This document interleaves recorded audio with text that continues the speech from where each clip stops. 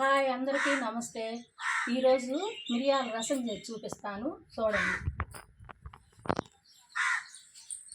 ఇప్పుడు మిరియాల రసానికి కావలసిన పదార్థాలు: కరివేపాకు, జీలకర్ర 20 గ్రాములు, ఒక 30 మిరియాల గింజలు, ఒక 10 ఎల్లుల్లి రెబ్బలు, పోపు గింజలు, 4 ఎండుమిరపకాయలు, 2 పచ్చిమిరపకాయలు, ఒక టమాటా, ఒక చిన్న నిమ్మకాయ సైజు అంత చింతపండు ఉండ, పసుపు, ఉప్పు.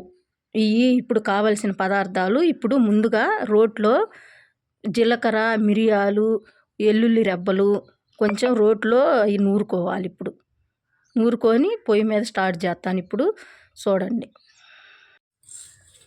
ఇప్పుడు జీలకర్ర, మిరియాలు వేసుకొని రోట్లో కొంచెం నూరుకోవాలన్నమాట.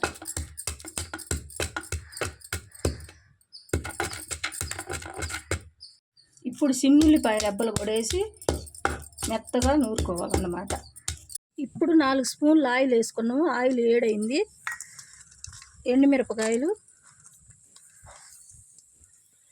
చూడండి, ఆవాలు, మెంతులు 4 గింజలు మెంతులు వేసుకోవాలన్నమాట. అప్పుడు బాగా రుచిగా ఉంటుంది చారు. పోపు గింజలు వేసిన పోపు గింజలతో పాటు ఒక 4-5 గింజలు మెంతులు వేసుకుంటే బాగా రుచిగా ఉంటుంది అన్నమాట.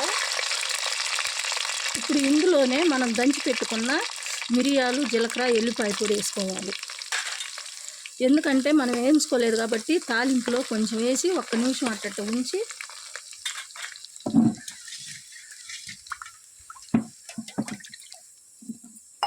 ఇప్పుడు 1 లీటరు వాటర్ వేసుకోవాలి. ఇప్పుడు ఇందులో కొంచెం పసుపు,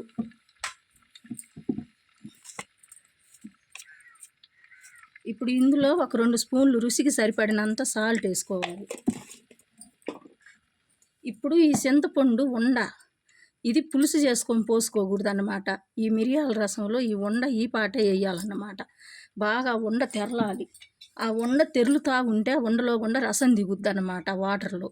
అప్పుడు మిరియాల రసం బాగా రుచిగా ఉంటుంది అన్నమాట. ఇప్పుడు మూత పెట్టుకోవాలి 1 పావు గంట. ఇప్పుడు 2 పచ్చిమిరపకాయ ముక్కలు, టమాటా ముక్కలు వేసుకోవాలన్నమాట. ఇప్పుడు కరివేపాకు ఈ విధంగా ఏమైనా వేసేసుకోవాలన్నమాట. ఇప్పుడు మూత పెట్టి బాగా తెరలనిచ్చి 1 పావు గంట సేపు తెరలనియాలన్నమాట. ఇంకా మనం ఏం కారం కానీ ఏమి వేయని అవసరం లేదు. ఎందుకంటే మిరియాల్లో కారం ఉంటుంది, ఎండుమిరపకాయల్లో కారం ఉంటుంది, పచ్చిమిరపకాయల్లో కారం ఉంటుంది. మనం ఇంకా మళ్ళీ ఎండుమిరపకాయల కారం వేయని అవసరం లేదు. దేనికంటే మిరియాల రసం అంటేనే మిరియాలతోనే కారం అన్నమాట. ఇప్పుడు బాగా తెరలనియాలి. ఆ రసం అంతా దిగాలి చింతపండు నుండి.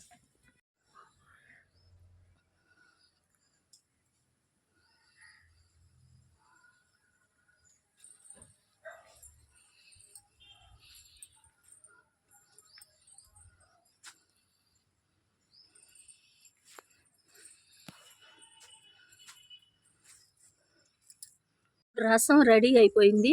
చూడండి ఎట్ట తిరుగుతుందో.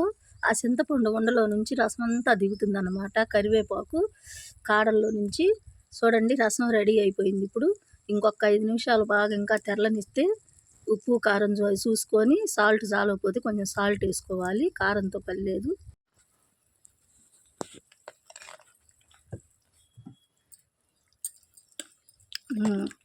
సాల్ట్ కొంచెం చాలలేదు, కొంచెం సాల్ట్ వేసుకోవాలి.